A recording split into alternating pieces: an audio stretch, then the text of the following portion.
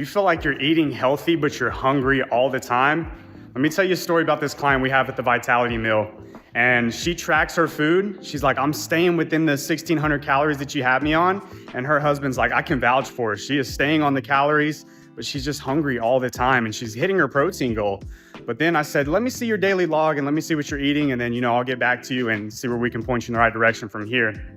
Well, I go and look at her daily log, and yes, she's tracking everything, but she didn't have nearly enough whole foods in her diet. And so with her eating these processed foods that are in a package, really think about it if you're at the grocery store. All those foods that you see down the aisles that are all packaged, a lot of that stuff is gonna leave you feeling hungry and hungrier because all the preservatives that are in it. So yes, she was hitting her protein, but she was getting a lot of her protein through protein bars, through whey protein shakes, and things like that just weren't filling her up, and it was leaving her hungrier and hungrier. So after seeing that, there's two simple fixes that I had her do to make the adjustment. I said, I want you to start front loading your protein. So most of her meals were coming later on in the day. And so what I want her to do is get ahead of that protein goal. And so first thing in the morning, after about 30 minutes to an hour of being awake, I want you to have something that's high in protein and it's whole food. So have your eggs and steak if you want to do that. You can do a Greek yogurt bowl, things that are going to be a lot more satiating and hold her over. That way by the end of the night, she's not super hungry.